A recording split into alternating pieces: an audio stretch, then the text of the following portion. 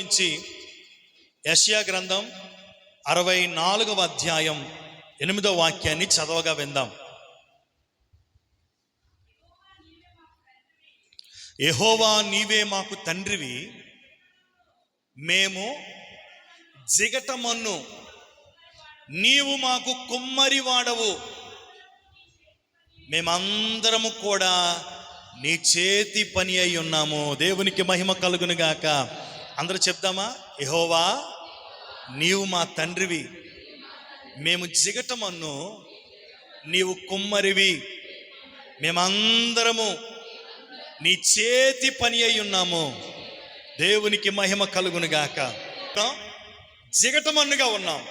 మనల్ని చేసినటువంటి మన తండ్రి కుమ్మరిగా పోల్చబడ్డాడు. మనమందరము కూడా దేవుని స్వహస్తాలతో చెయ్యబడిన వారిగా ఉన్నాము. దేవునికి మహిమ కలుగును గాక. ఆదిలో నుండి మనం ఒకసారి ఒక మాటను మనం ఆలోచన చేస్తే, దేవుడు శూన్యముగాను నిరాకారముగా ఉన్నటువంటి సమస్తమును కూడా ఆలోచన చేసి పరిశీలన చేసి వాటన్నిటిలో నుండి దేవుడు భూమిని, ఆకాశాన్ని, భూమిలో సంచరిస్తున్నటువంటి జలచరాశులను, ఆకాశ నక్షత్రములను, ఇంకా ప్రతి వాటిని కూడా, పక్షులు తినటానికి, జంతువులు తినటానికి, మొలకెత్తినటువంటి విత్తనాలు కావచ్చు, లేదంటే మొక్కలు కావచ్చు, వీటన్నిటిని కూడా సృష్టించినట్టుగా దేవుని వాక్యం చెప్తా ఉంది. వాటన్నిటిని గురించి ఆదికాండం 1వ అధ్యాయం మనం చూస్తే పలుకగా పలుకగా పలుకగా అని మాట ఉంటుంది. అంటే దేవుడు తన నోటి మాట ద్వారా పలుకగా సమస్త సృష్టి కూడా సృజించబడింది. కానీ తన స్వరూపమందు తన పోలిక చొప్పున చేయబడినటువంటి ఈ మానవుణ్ణి మాత్రం తన స్వహస్తాలతో చేశాడంట. చెప్పకూడదు, దేవుని స్తోత్రం చెప్దాం. హల్లెలూయా. మీ చప్పట్లు ఒకసారిగా లేవు. నాకు చాలా ముగించలే అన్నట్టుగా ఉంది. అప్పుడే ముగించమంటారేట. కొంచెం ఒకసారిగా కొడదామా? అది స్టార్టింగ్ ప్రాబ్లం మనకి. దేవునికి స్తోత్రం కలుగును గాక. ఆదికాండం 1వ అధ్యాయం 26, 27 వచనాలు చదవగా విందాం. ఆదికాండం 1వ అధ్యాయం 26, 27 వచనాలు. దేవుడు మన స్వరూపమందు మన పోలిక చొప్పున నరులను చేయుదుము. చూడండి, చెయ్యబడినటువంటి మనుషులంట సముద్రపు చేపలను, ఆకాశములో ఎగిరే పక్షులను, పశువులను, సమస్త భూమిని, భూమి మీద ప్రాకు ప్రతి జంతువును ఏలుదురుగాక అని పలికెను. 27వ వచనం కూడా, దేవుడు తన స్వరూపమందు నరుని సృజించెను. దేవునికి స్తోత్రం కలుగును గాక.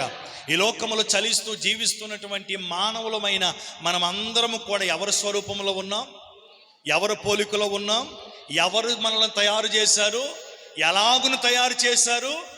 దేవుడు తన స్వహస్తాలతో, ఎవరితోనూ తయారు చేయమని చెప్పలేదంట. ఒక సీనియర్ మెకానిక్ ఉన్నాడు అనుకోండి, ఒక కారును పట్టుకొని వెళ్తే నేనైతే అనుకుంటాను ఆ సీనియర్ మెకానిక్ కారును బాగు చేయాలనుకుంటాను నేను. ఎందుకంటే తనకు తెలిసినట్టుగా తన దగ్గర పని చేస్తున్నటువంటి జూనియర్కి తెలియదు. కొన్ని సందర్భాల్లో ఆలోచన కానీ, లేదంటే ఆ బండి తీస్తున్నప్పుడు సౌండ్ కానీ, లేదంటే కొన్ని విషయాలు సీనియర్కి తెలిసినంతగా జూనియర్కి తెలియదు.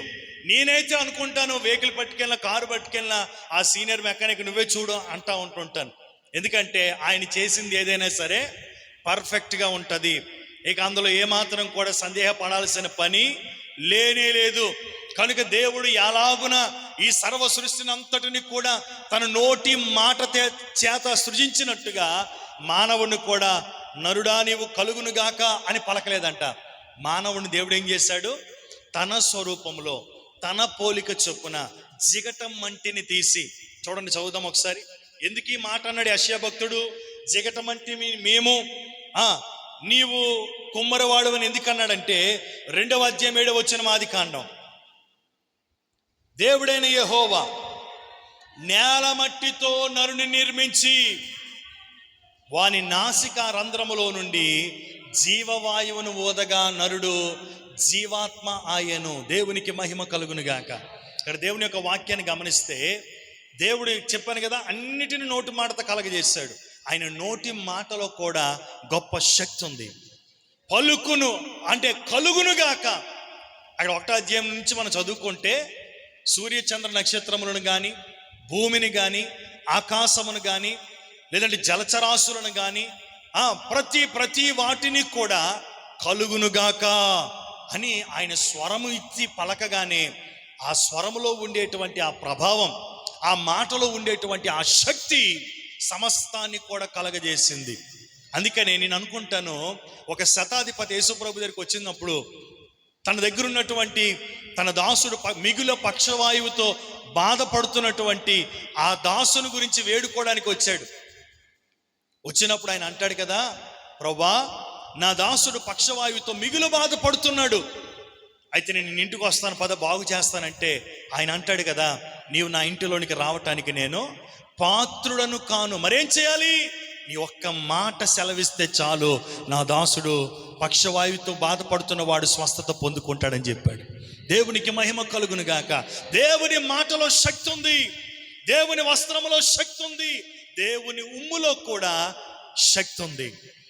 ఉమ్ములో కూడా అంటే దేవుడు అణువణువున కూడా. ఉమ్ములో శక్తి ఏంటండి? ఏం జరిగింది? ఒక గుడ్డోడు ఉన్నాడంట సిలోయం అనబడినటువంటి కోనేటి దగ్గర. ఆ గుడ్డోడు ఏమి చూడటం లేదు, గుడ్డివాడు అంధుడిగా ఉన్నాడు. మొత్తం మీద ఆయన కరుణించు ప్రభు, కరుణించు ప్రభు అని దేవుణ్ణి అడుగుతూ ఉంటుంటే ప్రభు ఏం చేశాడు, ఉమ్ము వేసి మట్టి మీద ఉమ్ము వేసి దాన్ని కలిపి ఆ గుడ్డివాడి కన్నుల మీద రాసి కన్నులు తెరవబడును గాక అన్న మాట చెప్పగానే వాడు ఏం చేశాడంట, అంతవరకు అంధుడుగా ఉన్నటువంటి వాడు, అంతవరకు దేనిని స్పష్టంగా చూడలేనటువంటి స్థితిని కలిగి ఉన్నటువంటి వాడు ఎప్పుడైతే దేవుని ఉమ్మిలో అంటే ఆయన నోటిలో నుండి వచ్చినటువంటి ఆ మాటకే కాదు, ఆయన అణువణువున కూడా శక్తి ఉంది అని చెప్పడానికి ఈ మాట తెలియజేస్తా ఉన్నాను. దేవునికి స్తోత్రం. వెంటనే స్పష్టంగా చూడగలిగాడు. 12 ఏండ్ల నుంచి రక్తస్రావంతో బాధపడుతున్నటువంటి స్త్రీ ఆయన వేసుకున్నటువంటి వస్త్రపు చెంగుని పట్టుకోగానే అంతవరకు రక్తస్రావంతో బాధపడుతున్నామే ఏమైంది, వెంటనే స్వస్థతను పొందేసుకుంది. అంత ప్రభావం కలిగిన దేవుణ్ణి, అంత శక్తి కలిగిన దేవుణ్ణి మనం ఆరాధిస్తూ నిర్జీవమైన వారిగా ఉండటము అది మన దౌర్భాగ్యం. సజీవుడైన దేవుణ్ణి ఆరాధిస్తున్నటువంటి క్రైస్తవుడు ఎలా ఉండాలి అంటే జీవము కలిగిన వాడిగా ఉండాలి. గడిచిన వారం చెప్పుకున్నాం కదా, జీవం కలిగిన వాడు ఏం చేస్తాడు, దేవుని స్తుతిస్తాడు. జీవం కలిగిన వాడు దేవుని గణపరుస్తాడు. జీవం కలిగిన వాడు దేవునికి కృతజ్ఞతాస్తుతులు చెల్లిస్తాడు. జీవం కలిగిన వాడు దేవుని కొరకే పని చేస్తాడు, దేవుని కొరకు పరుగులు పెడతాడు. అదే మృతుల్లో ఉన్నటువంటి వారు, అగాధములో ఉన్నటువంటి వారు, మౌనస్థితిలో ఉన్నటువంటి వారు ఏ రీతిగా ఉంటారో కూడా మనం దేవుని వాక్యంలో గడిచిన వారం మనం ధ్యానం చేసాం. కనుక వాక్యం చెప్తుంది కదా, సజీవులు సజీవులే కదా నిన్ను స్తుతిస్తారు. మన దేవుడు సజీవుడైతే, మన దేవుడు ప్రభావము కలిగిన వాడైతే, మన దేవుడు శక్తిమంతుడైతే, అందుకనే అబ్రహాము కూడా ఒక మాట అంటాడు కదా, తన జీవితంలో జరుగుతున్నటువంటి ఆ కార్యమును బట్టి దేవుని దగ్గర ఒక మాట అడుగుతూ ఆయన అంటాడు, ప్రభా నా దగ్గర ఏముంటాయి ఏంటయ్యా, నీవు ఇచ్చినటువంటి వాగ్దానం నా జీవితంలో నెరవేర్చబడినప్పుడు నా గర్భమున పుట్టినటువంటి బిడ్డ ద్వారా కదా ఇవన్నీ జరుగుతాయి, లేదంటే నా ఇంటి పెద్ద దాసుడైనటువంటి ఎలియాజరే కదా వీటన్నిటికీ అధికారం అవుతాడు అని మాట అన్ని చెప్తుండేటప్పుడు దేవుడు ఆయన అంటాడు కదా, నేను సర్వశక్తి కలిగిన దేవుడను, నాకు అసాధ్యమైనది ఏదైనా కలదా. మన దేవుడు సర్వశక్తిమంతుడు. ఈ మాటలు మనకి బాగానే అనిపిస్తాయి. ఏదైనా ఇవన్నీ ఎప్పుడు జ్ఞాపకం చేసుకుంటామంటే బాధల్లో ఉండేటప్పుడు, శ్రమలో ఉండేటప్పుడు, ఒక కార్యం జరగలేనప్పుడు అప్పుడు జ్ఞాపకం వస్తుంది. ప్రభా నువ్వు సర్వశక్తిమంతుడు కదా, నువ్వు ఏదైనా చేయగలిగిన సామర్థ్యం కలిగిన వాడు కదా, అప్పుడు జ్ఞాపకం చేసుకుంటాం. ఏదో కలిగినప్పుడు కాదు, ఆయన సామర్థ్యాలు శక్తి మనకు జ్ఞాపకం రావాల్సింది. ఆయన బలవంతుడు, శక్తిమంతుడు, సజీవుడని మనం జ్ఞాపకం చేసుకోవాల్సింది ఎప్పుడంటే ప్రతి క్షణము జ్ఞాపకం చేసుకోవాలి. అనుదినము అనుక్షణము మన దేవుడు ఎలాంటి వాడో మనం తెలుసుకోగలిగితే మనం ఇటువంటి నిర్జీవమైన స్థితిలో ఉండం. ఆత్మయందు తీవ్రత లేని వారిగా మనం ఉండం. ఆత్మీయ స్థితిలో చచ్చిన వారిగా మనం ఉండం. సజీవుడైనటువంటి దేవుణ్ణి ఆరాధించుచున్న మనము సజీవులుగానే, ఆత్మయందు తీవ్రత కలిగిన వారిగానే, ఆత్మీయ స్థితిలో వర్ధిల్లుతూనే దేవుని కొరకు పరిగెడతాం తప్ప చచ్చిన వారుగాను, నిర్జీవమైన వారుగాను, పనికిరాని వారుగాను, ఫలాలు లేనటువంటి చెట్టుగాను మనం ఉండే స్థితి మనకు ఉండదు. దేవునికి మహిమ కలుగును గాక.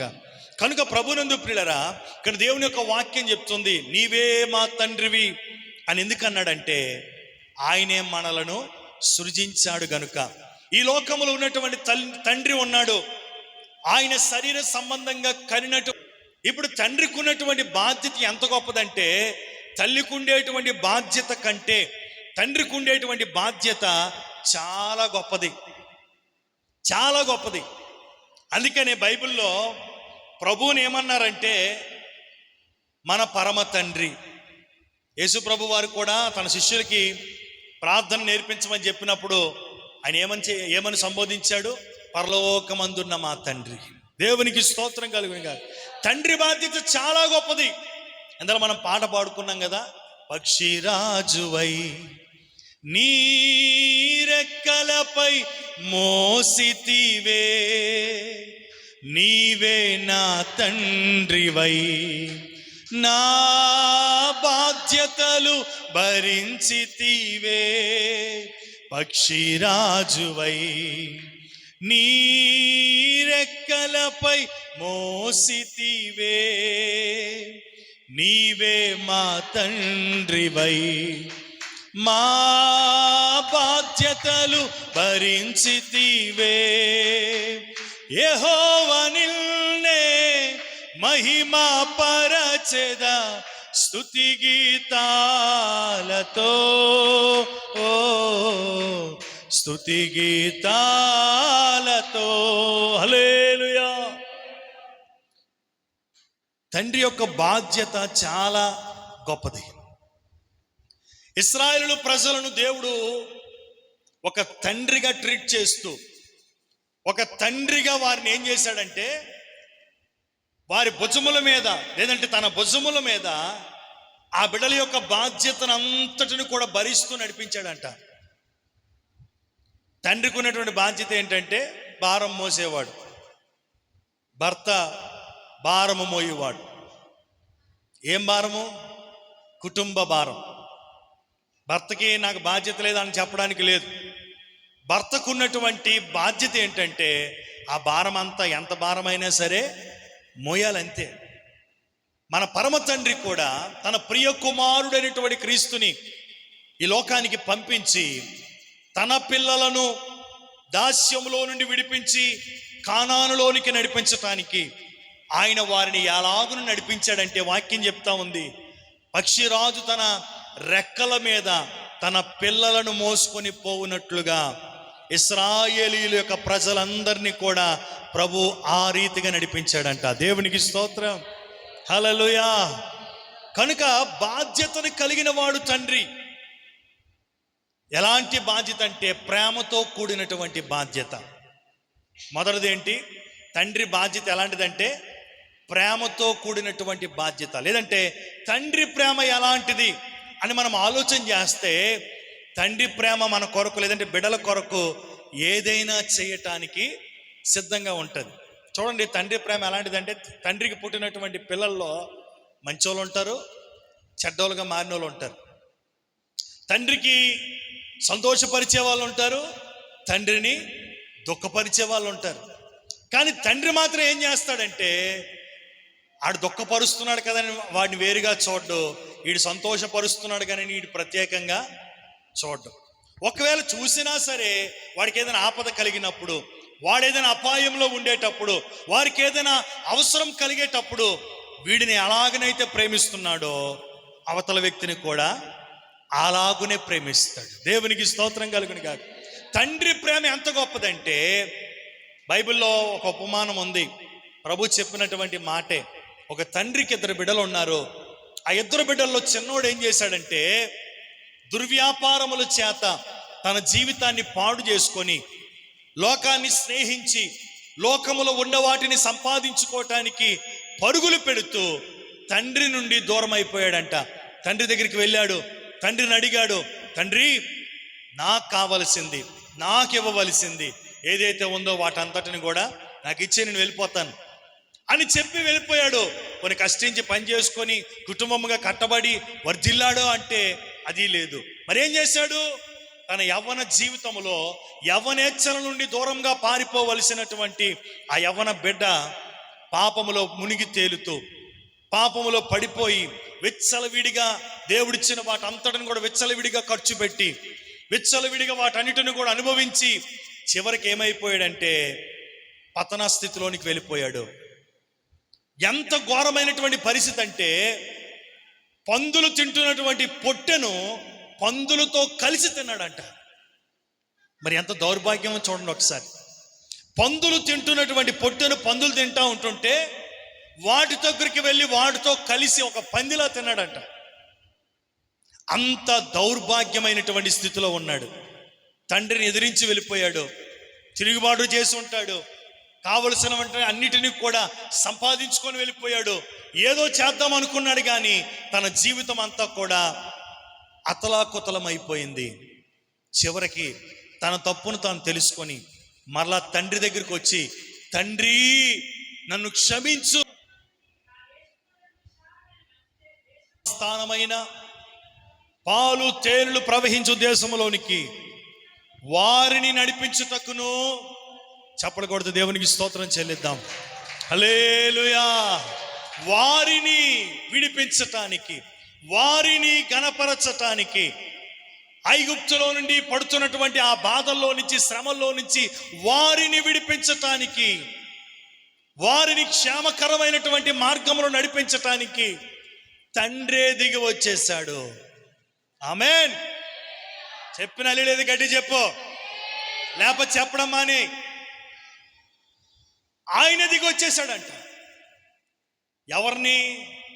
వారిని. అక్కడ ఏమనుందో వాక్యం? ఐగుప్తులో నుండి చదువు. వారిని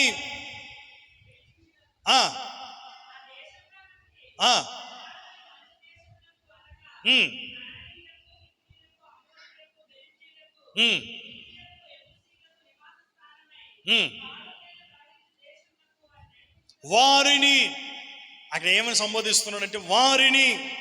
ఎవరు వారు? ఎవరు వారు?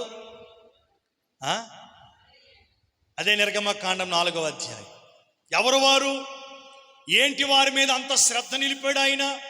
వారంటే ఏంటి అంత ప్రేమ ఆయనకి? 22-23 వచనాలు. నిర్గమకాండం 4వ అధ్యాయం 22-23 వచనాలు. ఎవరు వారంటే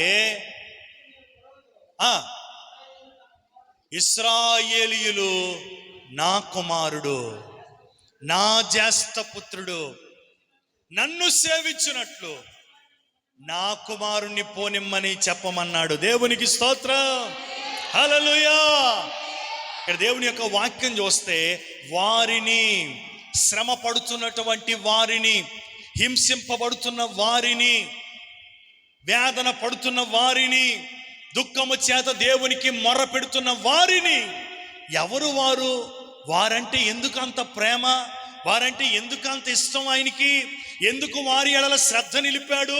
ఎందుకు అవసరమైతే వారిని విడిపించి క్షేమకరమైనటువంటి దేశములో ప్రవేశింప చేయటానికి ఆయనే దిగి వచ్చాడంటే ఎవరు వారంటే ఆయన కుమారులు, ఆయన జ్యేష్ఠ పుత్రులు. అదే మాట అన్నాడు ప్రభువా మోషేతో అంటున్నాడు. మోషే అంటున్నాడు, ఫరో దగ్గరికి వెళ్ళి ఎవరిని విడిపించాలి, ఎవరు పంపించారంటే ఏం చెప్పాలయ్యా అంటే, నా కుమారులు విడిపించమని చెప్పు. ఇశ్రాయేలీయులు ఎవరు? నా కుమారులు. ఇశ్రాయేలీయుల తండ్రి ఎవరు? ఆయనే, మన దేవుడే. దేవునికి స్తోత్రం కలుగునుగా, హల్లెలూయా. కనుక ప్రభునందు ప్రియులారా, తన పిల్లలు బాధపడితే, తన పిల్లలు శ్రమను అనుభవిస్తే, తమ పిల్లలు దుఃఖపడితే, తమ పిల్లలు వెట్టి పనులను బట్టి దేవునికి మొర్ర పెడితే చూస్తూ ఊరుకోడు తండ్రి. తమ పిల్లలు ఏ విషయమును బట్టి అయితే కలవరం పొందుతా ఉన్నారో, దేనిని బట్టి దుఃఖపడతా ఉన్నారో, దేనిని బట్టి వేదన చెందుతా ఉన్నారో, దేనిని బట్టి దేవునికి మొర్ర పెడతా ఉన్నారో, ఆ పరిస్థితులన్నిటి నుండి విడిపించటానికి తండ్రి దూరంగా ఉండడంట. అవసరమైతే తన పరలోక సింహాసనమును విడిచిపెట్టి తన పిల్లలను రక్షించుట కొరకు, తన పిల్లలను హెచ్చించుట కొరకు, తన పిల్లలకు కాపుదలనిచ్చుట కొరకు, తన పిల్లల విషయమై బాధ్యత కలిగి ఉన్న తండ్రి సింహాసనమును విడిచిపెట్టి కిందకి దిగి వచ్చేస్తాడు ఆయన. హల్లెలూయా, దేవునికి మహిమ కలుగును గాక. అమ్మా మీరు కాస్త కుదురుగా కూర్చోవాలి, చాలా జాగ్రత్తగా ఉండాలి దేవుని సన్నిధిలో. దేవునికి మహిమ. ప్రభునందు ప్రియులారా, మనము దేవుని యొక్క వాక్యాన్ని మనం గమనిస్తే ప్రేమ కలిగినటువంటి తండ్రి యొక్క బాధ్యత ఎలాంటిదంటే, తన పిల్లలు దుఃఖపడుతుండేటప్పుడు, పరిస్థితులు వ్యతిరేకంగా ఉండేటప్పుడు వారిని చూడనట్టుగా ఉండడంట. ఒకవేళ తనకు కలిగించినటువంటి బాధను బట్టి, ఆయాసాన్ని బట్టి, దుఃఖమును బట్టి పోతే పోని అని ఒకవేళ కోపములో అన్నా తండ్రి ఏం చేస్తాడు, మరలా రే వాడు పోలీసులు వచ్చి పట్టుకొని వెళ్ళిపోతే, లేదంటే ఆడు ఇద్దరు ముగ్గురు వచ్చి వాడిని పట్టుకుంటా ఉంటుంటే, లేదంటే వాడు దుఃఖపడతా ఉంటుంటే, వాడు కృంగిపోతూ ఉంటుంటే, ఒకవేళ వాడి చేసినటువంటి దుర్మార్గపు పనులను బట్టి కోపగించుకున్నా మరలా సహాయము చేయాలి, ఆయన దగ్గరకు వెళ్ళాలి, సరేరా నేను ఉన్నాను కదా అని బాధ్యత కలిగినటువంటి ప్రేమ చూపేవాడే తండ్రి. దేవునికి స్తోత్రం కలుగును గాక. హల్లెలూయా. ఈ లోకంలో కూడా మనం ఆలోచన చేస్తే తండ్రులు ఇలాగున కుటుంబాల్లో లేకపోలేదు. కొన్ని సందర్భాల్లో పిల్లలు తమ తల్లిదండ్రులకు బాధను కలిగించిన, దుఃఖాన్ని మిగిల్చిన కొన్ని సందర్భాలు వచ్చేటప్పటికి వాటన్నిటిని మరిచి తన గర్భమున పుట్టినటువంటి, తన రక్తాన్ని పంచుకొని పుట్టినటువంటి తన బిడ్డల కొరకు తండ్రి గాని తల్లి గాని ఎలాగునైతే ప్రేమను కలిగి ఉన్నటువంటి వారు ఓర్చుకోలేక, సహనము లేదంటే ఆ పరిస్థితిని చూచి వారు తట్టుకోలేక వారికి సహాయకులుగా నిలుస్తారో, మన పరమ తండ్రి కూడా మన పరిస్థితిని, మన దుఃఖాన్ని, మన వ్యతిరేకమైనటువంటి స్థితిని, మనలో ఉన్నటువంటి అవిధేయతను, మనం ఆయనకి ఆయాసము కలిగించినటువంటి అనేక సందర్భాల్లో చేసినటువంటి క్రియలను, వీటిని దేనిని జ్ఞాపకం చేసుకోకుండా తండ్రి అని మొర్రపెట్టగానే మనకు కలిగినటువంటి బాధలను బట్టి ప్రభా నాయనా తండ్రి అబ్బాని మనం మొరపెడతా ఉంటుంటే వెనువెంటనే సహాయం చేస్తున్నాడు ఆయన. ఆనాడు ఇశ్రాయేలు ప్రజలకు కూడా మనం గడిచిన సారి చెప్పుకున్నాం కదా, ఒకసారి ఇశ్రాయేలు ప్రజలకు కూడా అనేక సార్లు దేవుని మీద సనుక్కున్నారంట. ఈ అరణ్యంలోనికి దేవుడు మనల్ని తీసుకొచ్చాడు కదా, మనకి తినడానికి తిండి పెట్టగలడా అని సనుక్కున్నారంట. ఈ అరణ్యంలోనికి దేవుడు మనల్ని తీసుకొచ్చాడు కదా, మనల్ని దేవుడు పోషించగలడా, త్రాగటానికి నీళ్లను ఇవ్వగలడా, వస్త్రాలు కావలసినటువంటి అవసరాలను మనకి దేవుడు అనుగ్రహించగలడా అని వారు ప్రశ్నార్థకంగా వాళ్ళు ఏం చేశారంటే దేవుని మీద సనుక్కొని, దేవుని మీద కోపగించుకొని నడిపిస్తున్న నాయకుని మీద కూడా వ్యతిరేకంగా లేచిన సందర్భాలు లేకపోలేదు. కీర్తన గ్రంథంలో ఒక మాటను చూద్దాం. 78వ కీర్తన, త్వరగా తీద్దాం.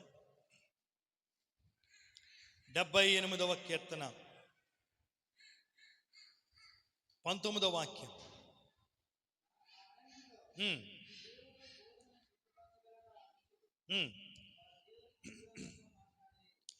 ఈ అరణ్యములో దేవుడు భోజనము సిద్ధపరచగలడా అనుచు దేవునికి విరోధంగా మాట్లాడారంట.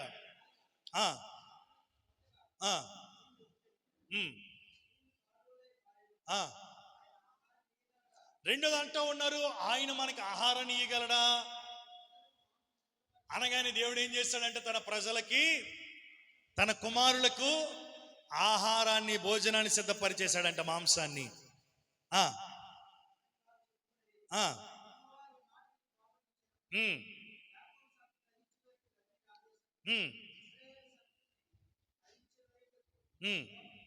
ఇరవై 29వ వచనం,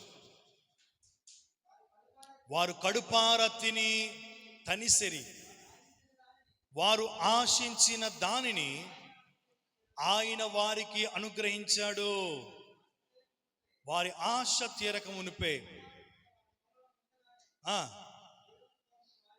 దేవునికి స్తోత్రం కలుగును గాక.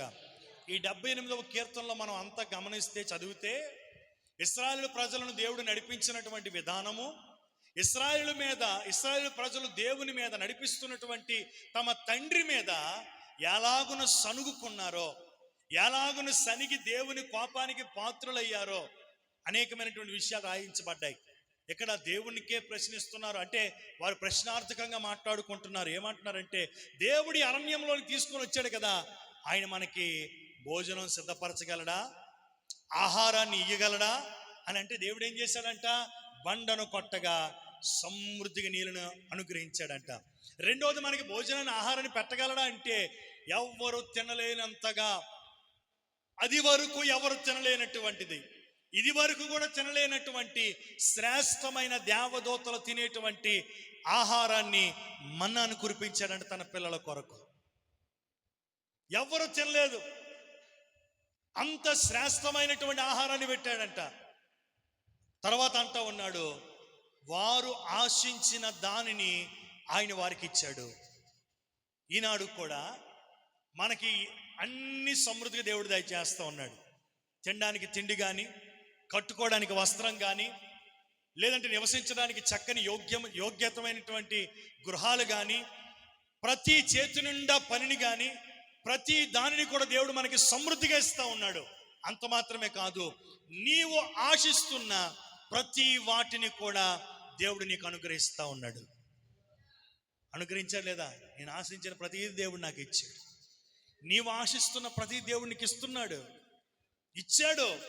ఇవ్వలేదంటే నువ్వు అబద్ధికుడివే. నువ్వు ఆశిస్తున్న దానిని దేవుని వల్ల నువ్వు పొందుకున్నావు. అలాగని చెప్పి ఏది పడుతుందో ఆశిస్తే కాదు. కొంతమందికి ఆశలు వేరువేరుగా ఉంటుంటాయి. అది కాదు, వాక్యం చెప్తుంది కదా, ఏదైనా మనము దేవుని చిత్తానుసారముగా అడిగితే నీవు ఆశించిన దేవుని వల్ల నీవు పొందుకుంటావు. అంతేగాని దేవుని నేను ఆశించానండి, అది నాకు ఇంకా రాలేదేటండి అని అనుకుంటే అది యోగ్యమైనటువంటిది కాదు, అది దేవుని చిత్తానుసారమైనటువంటిది కాదు. అందుకోసమని నీవు దానిని పొందుకోలేకపోతున్నావు. నీవు ఆశిస్తున్నటువంటిది దేవుని చిత్తానుసారమైనదిగా ఉంటే తప్పక నీవు ఆశిస్తున్న దానిని నీవు దేవుని వలన పొందుకుంటావు. ఇశ్రాయేలు ప్రజలు కూడా దేవుని వాక్యం మనం చదువుకున్న 29వ వచనంలో అక్కడ ఏముంది, ఆయన వారు ఆశించిన దానిని వారికి అనుగ్రహించాడు. ఆ మాట పెట్టుకో, ఆశించిన దాన్ని. ఏది పడితే అది కాదు. దాని గురించి ఉపవాసం ఉండి కన్నీరు కాచేసి ఎన్ని పాకులాడేసినా, ఎన్ని ప్రయత్నాలు చేసేసినా దేవుని చిత్తానుసారమైంది కాకపోతే ఏది కూడా, అది ఉద్యోగమైనా, వ్యాపారమైనా, లేదంటే వేరు వేరు ఇతర పరిస్థితులైనా ఏదైనా కావచ్చు, దేవుని చిత్తము కాకపోతే అది నీ జీవితంలో దానిని దేవుడు అనుమతించడు. ఎందుకు? నీవు ఆయన బిడ్డలో గనుక, నీవు ఆయన కుమారుడు గనుక, నీవు ఆయన కుమార్తెవు గనుక, నీకు ఇవ్వాల్సింది, నాకు ఇవ్వాల్సింది ఆయన ది బెస్టే ఇస్తాడు. ఆయన మంచి ఈవులనే ఈయన ఎరిగి ఉండగా అంటాడు కదా. ఆయన మంచి ఈవులనే తన పిల్లలకి ఇస్తాడు కానీ, శ్రేష్టమైనవే ఇస్తాడు కానీ, సమృద్ధిగా ఇస్తాడు కానీ, నాశకరమైనటువంటివి ఏవి కూడా తన పిల్లలకి ఇవ్వడు. అందుకే అరణ్యములో వెళ్తున్నటువంటి తన పిల్లలకు దేవుడు, తండ్రి అయిన దేవుడు ఎలాగును పోషించాడంటే సమృద్ధిగా పోషించాడు.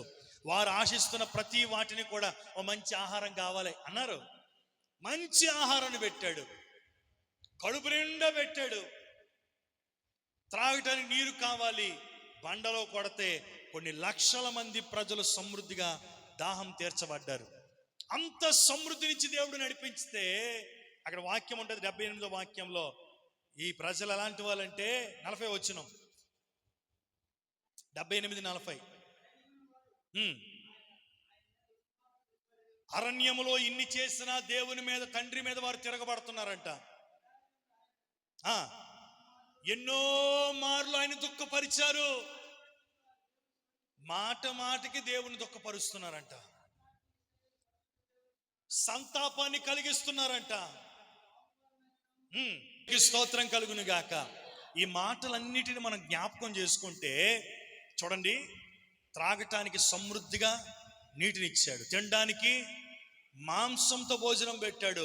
వారు ఆశిస్తున్న ప్రతి వాటిని వారు పొందుకొని తృప్తి పడేటట్టుగా దేవుడు సమస్తాన్ని సమకూరిస్తే, ఈ అరణ్య యాత్రలో వారు వెళ్తునేటప్పుడు ఇన్ని సమృద్ధిగా అనుగ్రహించి, పక్షిరాజు తన రెక్కల మీద తన పిల్లలను మోసుకొని వెళ్ళినట్టుగా దేవుడు వారిని తీసుకొని వెళ్తా ఉంటుంటే, దేవుడు చేసిన మేలులన్నిటిని, ఉపకారములన్నిటినీ వారు మరిచిపోయారంట. 40 వాక్యంలో ఎన్నో మార్లు ఆయన మీద వారు తండ్రి మీద ఏం చేశారు చెప్పాలి. తండ్రి మీద ఏం చేశారు?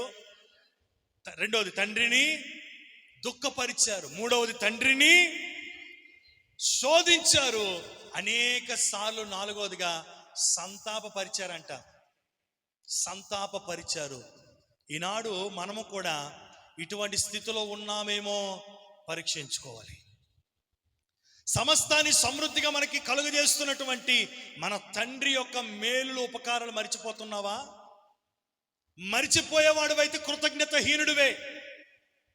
నీకు దేవుని సన్నిధి అంటే భయం లేదు, దేవుని కొరకు పరుగులు పెట్టి ఆసక్తి లేదు, ఆత్మయందు తీవ్రత లేదు, ఆత్మను వృద్ధి చేసుకోవాలని, ఆత్మ ఫలాలు ఫలించాలని, దేవుని కొరకు వైరాగ్యంతో జీవించాలనే మనసు నీకు లేదు.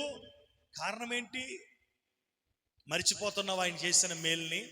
ఒకవేళ మనకి మేలు చేయటం మరిచిపోతే మనం ఏమైపోయి ఉంటాం? మనం ఆశించింది ఆయన ఇవ్వకుండా వాడికి ఎందుకు నేను ఇవ్వాలి? ఎన్నిసార్లు చెప్పిన నేను చేసిన మేలు, ఉపకారాలు మరిచిపోతున్నాడు, నా మీద తిరుగుబాటు చేస్తున్నాడు, అనేక సార్లు తన ప్రవర్తనను బట్టి, తన క్రియలను బట్టి నన్ను దుఃఖపరుస్తున్నాడు, నన్ను శోధిస్తున్నాడు, నన్ను సంతాపపరుస్తున్నాడని మన తండ్రి మనల్ని విడిచిపెడితే మన పరిస్థితి ఏమైపోవాలి? ప్రభునందు ప్రియులారా, ఈ మాటని మనం అనేక సార్లు విన్నటువంటి మాటలుగానే ఉండొచ్చేమో కానీ ఈ మాటలు ఒక్కసారి మనం జ్ఞాపకం చేసుకొని, నిజమే కదా మన పరిస్థితి ఎలా ఉంది అని ఆలోచన గ్రహింపు కలిగి ఉండి వాటిని మనం సరిచేసుకొని మనం అట్టి రీతిగా మనము క్షేమంగా నడవగలిగితే మనం నిజంగా ధన్యులమైపోతాం. మనం సరిచేసుకుని నడవగలిగితే ధన్యులమైపోతాం. ఎన్నిసార్లు దేవుడు మాట్లాడి ఉంటాడు వారితో కూడా, కానీ అనేక సార్లు దేవుడు చేసిన మేలు పొందుకుంటున్నారు, ఉపకారాలు పొందుకుంటున్నారు, దేవుడిచ్చిన ఆయుష్ను అనుభవిస్తూ ఉన్నారు, దేవుడు పెడుతున్న తిండిని తింటున్నారు, దేవునిచ్చిన సామర్థ్యాన్ని పొందుకుంటున్నారు, దేవుని వలన నడిపించబడతా ఉన్నారు, దేవుని వలన కాపాడబడతా ఉన్నారు. కానీ దేవుణ్ణి మరిచిపోయే కృతజ్ఞతాహీనులుగా ఉన్నారు. అంత మాత్రమే కాదు, అనేక మార్లు తమ ప్రవర్తనను బట్టి దేవుని మీద తిరుగుబాటు చేశారంట. అనేక సార్లు తండ్రిని దుఃఖపరిచారు, అనేక సార్లు వారి క్రియలను బట్టి తండ్రిని శోధించారంట, అనేక సార్లు సంతాపపరిచారు.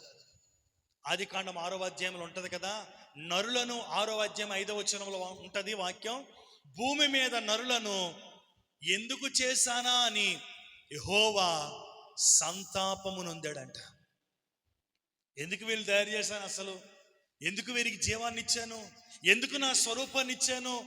ఇలాగన ఉండటానిక, ఇలాగన విచ్చలవిడిగా ప్రవర్తించటానిక, వీరికి నచ్చినట్టుగా జీవించటానిక?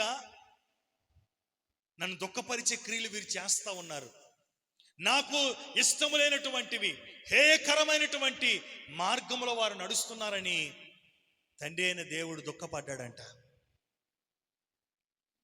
తన పిల్లలుగా, తన జ్యేష్ఠపుత్రులుగా పిలువబడినటువంటి ఇశ్రాయేలీయుల యొక్క జీవితమును బట్టి కూడా తండ్రి వేదన పడిన సందర్భాలు ఉన్నాయి. ఈరోజు నేను కనిన తండ్రిని కానీ, నీకు రక్షణనిచ్చినటువంటి నీ తండ్రిని కానీ, నీకు రక్షణనిచ్చినటువంటి ఎవరిచ్చారు రక్షణ? యేసు. యేసయ్య ఈ లోకానికి వచ్చి తన ప్రాణాన్ని పెట్టి మనందరికీ రక్షణనిచ్చాడు. మన తండ్రి రక్షణనిచ్చిన తండ్రిని బట్టి కానీ, ఆత్మీయంగా నడిపిస్తున్నటువంటి ఆత్మీయ తండ్రిని బట్టి కానీ మనం ఆలోచన చేస్తే మన క్రియల ద్వారా, మన ప్రవర్తన ద్వారా తిరుగుబాటు చేసేవారుగా ఉన్నామా? దుఃఖపరిచేవారుగా ఉన్నామా? శోధించేవారుగా ఉన్నామా? సంతాపం చెందడం అంటే ఏంటో తెలుసా? ఈయన ఎందుకు కన్నానరా? ఎన్నిసార్లు అయినా సరే వాడు బ్రతుకు మార్చుకోలేదనుకోండి, వాడి పరిస్థితి మార్చుకోలేదనుకోండి, తండ్రికి ఏముంటుంది, తల్లిదండ్రులకి ఏముంటుంది? వీడు నా కడుపుని చెడబుట్టాడండి అని అంటారు కదా. వీడి బతుకు మారదండి ఎన్నిసార్లు చెప్పినా, వీడి క్రమం రాదండి ఎన్నిసార్లు చెప్పినా. ఒక తండ్రి, లోక సంబంధమైనటువంటి తండ్రి కూడా దుఃఖపడతాడు, తండ్రి మీద తిరుగుబాటు చేసి దుఃఖపడతాడు. నీ క్రియలు బట్టి, నీ ప్రవర్తనను బట్టి, చెప్పిన మాట వెనకకుండా నీకు నచ్చినట్టుగా ప్రవర్తిస్తే నువ్వు శోధించినట్టే. సంతాపం నొందుతాడు. సంతాపపడడం ఏంటి? ఎందుకు పుట్టారు అంటారు కదా. ఎందుకు పుట్టారా? మాకు ప్రతిదినం వేదన కలిగిస్తున్నారు, మా మాట వినటం లేదు, ఎందుకు పుట్టారా అని నెత్తినోరులా కొట్టుకుంటా ఉంటుంటారు. ఎవరిలో? భౌతిక సంబంధమైనటువంటి తండ్రి.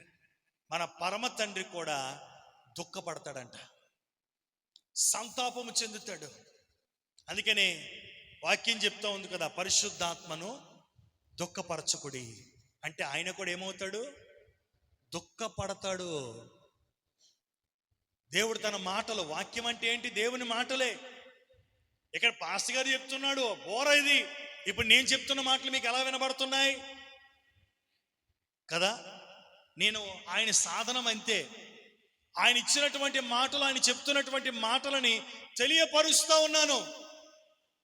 మాకు తెలియపరిచిన అవసరం లేదు, మాకు అన్ని తెలిసిలా అంటే నీ బతికేలాగా ఉండదు, పర్ఫెక్ట్గా ఉంటుంది. ఎన్నిసార్లు చెప్పాల్సిన పనే లేదు. నిజంగా నువ్వు జ్ఞానం అయితే నీకు ఎన్నిసార్లు చెప్పాల్సిన పని లేదు. బాగా చదవగలిగితే వాడు చెప్పాల్సిన పని లేదు. వాడికి ఎందుకు స్కూల్ కంటే జ్ఞానం నేర్చుకోవడానికని.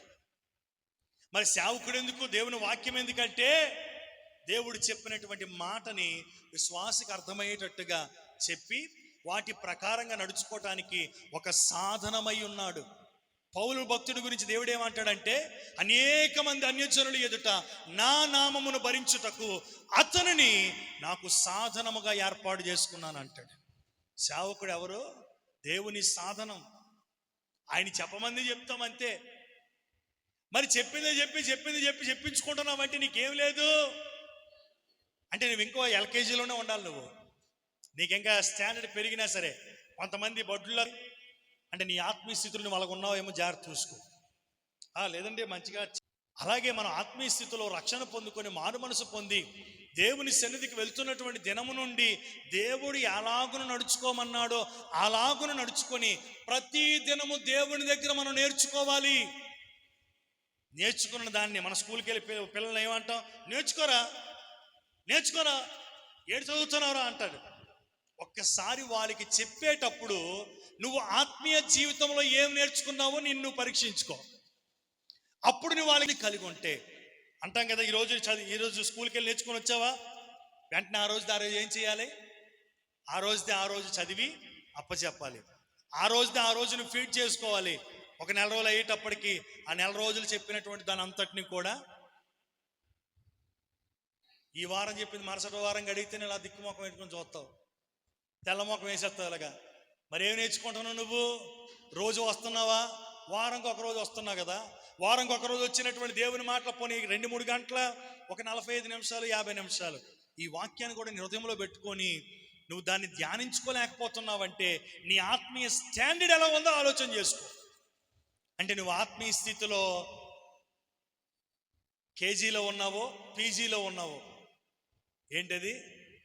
కేజీ పీజీ ఏ స్థితిలో ఉన్నావో చూసుకో. ప్రభు త్వరగా రాబోతూ ఉన్నప్పుడు ఆయన వచ్చేటప్పుడు కేజీలో ఉన్నోని తీసుకెళ్ళడు ఆయన. సంపూర్ణులు, పీజీ అంటే సంపూర్ణత కలిగిన వారిని తీసుకెళ్తాడు ఆయన. Praise the lord. అయ్యా నన్ను దేవుడికి క్షమించేస్తాడండి, నా గురించి తెలుసు కదండి అంటే ఇక క్షమాపణ ఉన్నది అక్కడ. యేసు ప్రభు రెండో రాకడలో రాబోతున్నప్పుడు, యూదా స్తుతి గోత్రపు సింహమా నా ఆత్మీయ ప్రగతి నీ స్వాధీన. హల్లెలూయా. చాలా కష్టంగా పాడుతున్నారు. అవునులే, నిన్నటి నుంచి ఉపవాసంలో ఉన్నారు కదా మీరు. చాలా కష్టంగా వస్తుంది మీకు మాట. దేవునికి మహిమ కలుగునుగా. ఇక్కడ దేవుని యొక్క వాక్యాన్ని గమనిస్తే ఎందుకు ఈ మాటలన్నీ చెప్తున్నాను? బాధ్యత కలిగిన తండ్రి ప్రేమ. ఆయనే విడిపించుకొని వచ్చాడు. ఎక్కడి నుంచి? ఐగుప్తులో పడుతున్నటువంటి కష్టాల నుంచి, బాధల నుంచి, ఇరుకుల నుంచి, ఇబ్బందుల నుంచి, వారి శ్రమ నుంచి, దుఃఖము నుంచి తన పిల్లలు మొర్ర పెట్టగా ఆయనే దిగి వచ్చి తన పిల్లలను ఐగుప్తులో నుండి విడిపించుకొని తీసుకొని వెళ్తా ఉంటుంటే వీళ్ళేం చేయాలి? కృతజ్ఞత కలిగిన వాళ్ళు అయితే తండ్రిని సంతోషపరచాలి, లోబడి ఉండాలి. విధేయత కలిగి ఉండాలి. తండ్రి చెప్పింది చెప్పినట్టుగా ప్రవర్తించాలి. కానీ వారి క్రియలు బట్టి, వారి నడవడికను బట్టి వారు సమృద్ధిగా తిండి ఉన్నదంట. పుల్లు తిండుంటే ఏం కనబడుతుంది మనకి? వీడు అసలు కిందకి చూడట్లేదండి. ఎక్కడ చూస్తున్నాడు మరి? మీదకి చూసుకొని వెళ్తాడు. అసలు కిందకే చూడట్లేదంట. ఎందుకు? కడుపు నిండా ఉంది, దేవుడు ఎత్తున్నాడు సమృద్ధిగా. మరి కింద కనబడదు. ఎంతవరకు కనబడకుండా ఉంటుందిరా నాయన?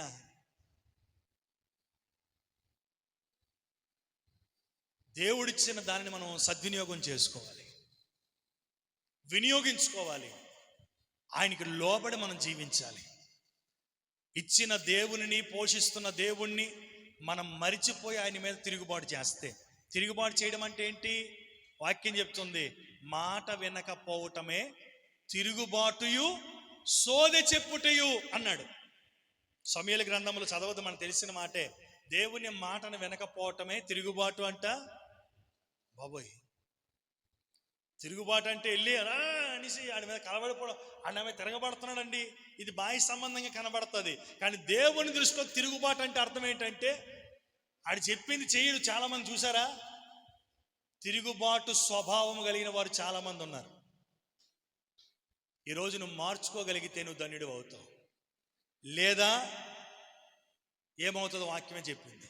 నా నోటితో ఎందుకు మళ్ళీ ఏమవుదని అలాగనుకుంటే, రాజులకు రాజు, ప్రభువులకు ప్రభు అయిన దేవుడు, మహిమాస్వరూపి అయిన దేవుడు, మారని దేవుడు, మార్పు లేని దేవుడు, ఆయన తన మహిమా సింహాసనమును విడిచిపెట్టి పాపిగా ఉన్న నీ దగ్గరికి వచ్చేసాడు రా బాబు.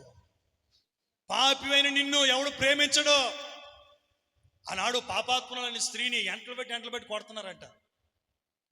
రాళ్ళు రువి చంపుదామని పరుగులెట్టిస్తూ ఉంటుంటే ఆ వ్యక్తి పరిగెట్టుకుంటూ వచ్చి ప్రభు పాదాల దగ్గర పడిపోయింది. అయ్యా, నా పాపాన్ని బట్టి అందరూ శిక్షిస్తున్నారయ్యా అంటే, ప్రభు ఆమెను సేవ్ చేయడానికి మొత్తం మీద నేలను వంగి ఆయన ఏదో రాస్తున్నాడంట. వెంటనే అక్కడ ఉన్న వారందరూ చేతిలో రాళ్ళన్నీ పట్టుకొని వాళ్ళు ఏం చేశారు?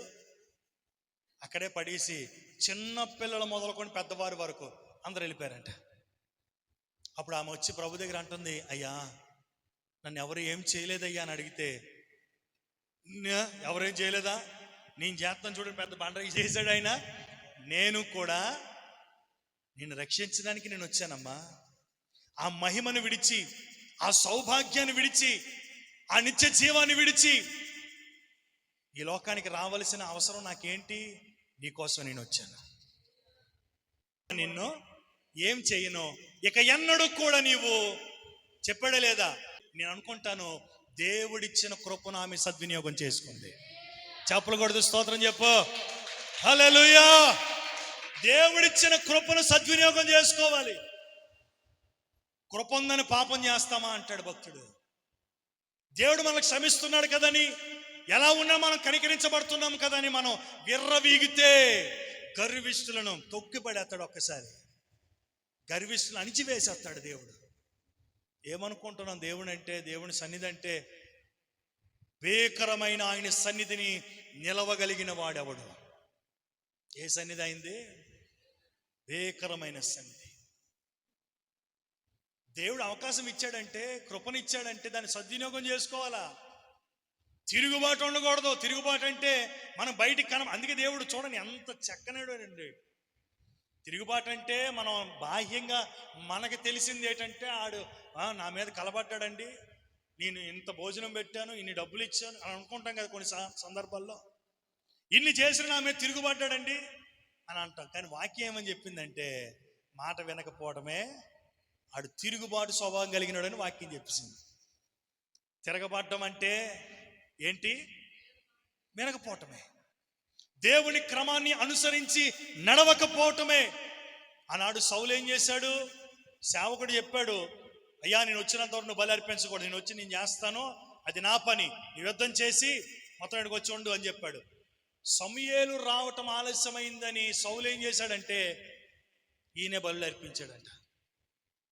అప్పుడు ప్రభు వచ్చి సమూయేలు వచ్చి అంటాడు, బలులు అర్పించట కంటే యెహోవా మాట వినుట శ్రేష్టము. తిరుగుబాటు చేయటం అనేది సోదె చెప్పుటతో సమానం అన్నాడు. మాట వినకపోవడంతో సమానం అన్నాడు. ఈరోజు మాట వినకపోయిన వాళ్ళు వాక్యం దాన్ని ఏమంటుందంటే తిరుగుబాటు స్వభావం కలిగిన వాళ్ళు. ఎంత చక్కగా రాశాడు చూడండి. పాపం అంటే మనం చాలాసార్లు అనుకుంటాం, బాహ్యంగా కనబడేవి ఇవే పాపం అనుకుంటాం.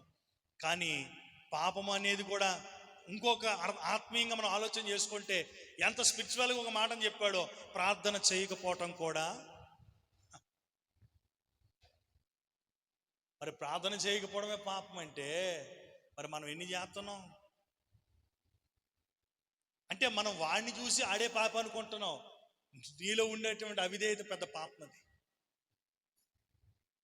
నేను అనుకుంటాను కొన్ని సందర్భాల్లో ఒకవేళ దేవుడు వచ్చేస్తే ఆడు పశ్చాత్తాపడితే ఆడు వెళ్ళిపోతాడు. నువ్వు ఎంత భక్తి చేసినా నీలో రహస్య పాపము, నువ్వు అనుకుంటున్నావు ఇది పాపం కాదు అనుకుంటున్నావు, లోబడకపోవడం పాపం కాదు అనుకుంటున్నావు, మాట వినకపోవడం పాపం కాదు అనుకుంటున్నావు, నీ క్రియలు బట్టి దుఃఖింప చేయడం పాపం కాదు అనుకుంటున్నావు. కానీ వాటి బట్టి ఒకవేళ నువ్వు నరకానికి వెళ్ళిపోతావేమో. జాగ్రత్తగా చూసుకో, ఆత్మీయ స్థితిని పరిశీలన చేసుకో, పరీక్షించుకో. ఈనాడు దేవుని యొక్క వాక్యం చెప్తుంది, ఇశ్రాయేలీయులు ఇన్ని చేసిన ప్రేమ కలిగిన తండ్రి ఏం చేశాడు తెలుసా? 78వ కీర్తన 37వ వాక్యం, 38వ వాక్యం. అయితే ఆయన వాత్సల్య సంపూర్ణుడై, చూడండి చూడండి, వారిని, ఎవరిని? వారు తిరుగుబాటు చెప్పాలి మీరు, తర్వాత ముద్రెట్టుకుంది కానీ దానిలో నా అవకాశం చూడాలా. ఎవరు వాళ్ళు చెప్పు? ఎవరు? ఇంకెవరు? అసలు చూసారా, హాస్టల్కి వెళ్ళిపోయి సంవత్సరం తర్వాత వస్తారు పిల్లల్ని, ఉదయం నుంచి సాయంత్రం మనతోనే కదా ఉంటారు. అదే తిరుగుబాటు స్వభావం అంట. అనుకోవచ్చు ఏదైనా సరే దేవుని సన్నిధిలో చాలా పర్ఫెక్ట్గా ఉండాలి. ఎందుకు మనం భీకరమైన దేవుని సన్నిధిలో ఉన్నాం? దేవుని భయం ఎప్పుడు కలుగుతుందో తెలుసా? ఆది అపోస్తుల కాలంలో అననీయ సప్పేరాలు వచ్చి అయ్యా ఇలా జరిగింది అనగానే తప్పును పడిపోయి చచ్చిపడి చూసావా? అలా వెనువెంటనే కార్యాలు జరిగితే గడగడగడగడలాడిపోతారు ఒక్కొక్కరు. అవి లేకే ఎలాగున్నా మనం పర్లేదులే, ఎవడన్నా గర్వం, ఎవడన్నా మనకేం చేస్తాడులే.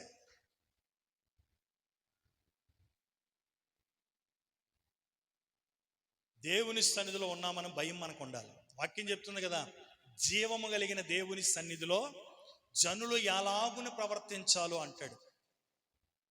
ఇక్కడ మనం జీవం కలిగిన దేవుని సన్నిధికి వచ్చాం.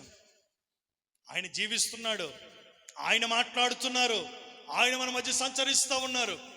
కనుక మన హృదయాలు తెరిచి జాగ్రత్తగా దేవుని వాక్యాన్ని, అలా ఉండదు కాబట్టే మన జీవితాలు మారట్లేదు. ఇక్కడ దేవుని యొక్క వాక్యాన్ని చూస్తే ఇన్ని మారులు వారిని, ఎవరిని? తిరుగుబాటు చేసేవారిని, మేలు పొందుకొని ఉపకారాలు పొందుకొని దేవుని శోధించేవారిని, ఇంకేమంటున్నాడు? దేవుని దుఃఖ పెట్టిన వారిని, దేవుని సంతాప పెట్టిన వారిని, వారు చేసిన క్రియలను జ్ఞాపకం చేసుకొనక ఆయన వాత్సల్య పూర్ణుడై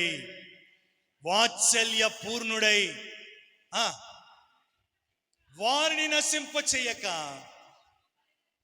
వారి దోషమును పరిహరించాడు. ఆయన కోపమును ఏమాత్రమును కూడా రేపుకొనక పలుమార్లు ఆయన కోపాన్ని అణుచుకుంటున్నాడు. దేవునికి స్తోత్రం కలుగును గాక. కనుక ప్రభునందు పిల్లరా, ఉదయకాల సమయంలో మనం జ్ఞాపకం చేసుకుందాం. ఎన్నిసార్లు మనం తిరుగుబాటు, ఎన్నిసార్లు మనం ఎలా ఉన్నాం మనకు తెలుసు.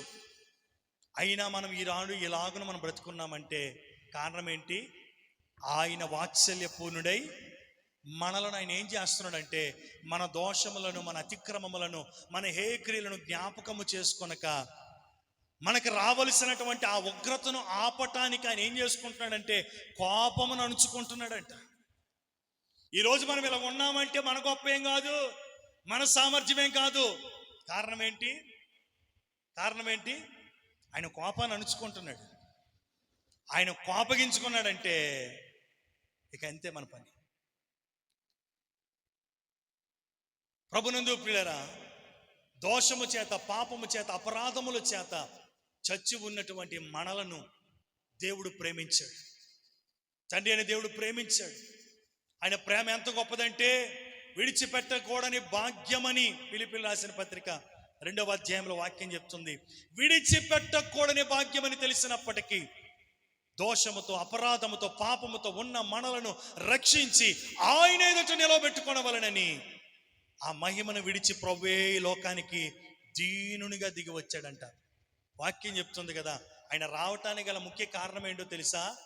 దేవుడు లోకమును ఎంతో ప్రేమించాడు. అంటే లోకములో ఉన్నటువంటి నిన్ను నన్ను మనుషులమైనటువంటి మనలను తన పిల్లలమైన తన కుమారులమైన మనందరినీ ప్రేమించి ఆ స్థితిలో ఉండటం దేవునికి ఇష్టం లేక నా పిల్లలను విడిపించాలనేటువంటి ఒక ఆలోచనతో ఆయనే దిగివచ్చి మనందరి కొరకు కల్వరి శిలువలో తన ప్రాణమును పెట్టి మనలను భాగ్యవంతులుగా చేశాడు. హల్లెలూయా! మనలను భాగ్యవంతులుగా చేశాడు, మనలను ధన్యులుగా చేశాడు, మనలను తండ్రికి సమీపస్తులుగా చేశాడు. ఆమేన్, హల్లెలూయా. కనుక ప్రభునందు ప్రియులారా, తండ్రి యొక్క బాధ్యత కలిగిన ప్రేమ, బాధ్యత కలిగిన తండ్రి కోపగించుకున్న కోపాన్ని మనము పిల్లలుగా ఉన్నటువంటి వారి పిల్లలకి మనకు అనేక సార్లు రేపినప్పటికీ దేవుడు ఏం చేస్తాడంట? తండ్రి అణుచుకుంటున్నాడంట, కోపాన్ని అణుచుకుంటున్నాడంట. ఈనాడు మనము కూడా అనేక సార్లు తండ్రికి కోపము రేపేవారిగా ఉన్నామేమో, తండ్రికి దుఃఖాన్ని కలిగించే వారిగా ఉన్నామేమో, తండ్రి మీద తిరుగుబాటు స్వభావాన్ని చేసేవారిగా కలిగి ఉన్నామేమో, ఆయన్ని సంతాపపరిచేవారిగా కలిగి ఉన్నామేమో. ఈ మధ్యాహ్న కాల సమయంలో ఒక్కసారి మనం పరీక్షించుకొని తండ్రిని సంతోషపరిచే కుమారులుగా ఉండాలి. మనం ఇన్నిసార్లు దుఃఖపరిచే వారిగా మనం ఉన్నప్పటికీ తండ్రి అని మొరపెట్టగానే ఆ తండ్రి ప్రేమ ఏం చేస్తుందంటే ఆ కోపాన్ని అణుచుకొని, ఆ ఉగ్రత మన మీదకి రాకుండా, ఆ కోపం మన మీదకి రాకుండా, ఆ కోపము చల్లారిపోయేటట్టుగా ఆయన మన ఎడల ఏం కలిగి ఉన్నాడు? వాత్సల్యతను కలిగి ఉన్నాడు. కనుక ఆయన ఇచ్చినటువంటి ఆ కృపను మనం సద్వినియోగం చేసుకొని తండ్రి ప్రేమ చేత మనము నింపబడి తండ్రి ప్రేమ చేత నడిపించబడుదుము గాక. అందరూ మోకరించి ప్రార్థన చేద్దాం.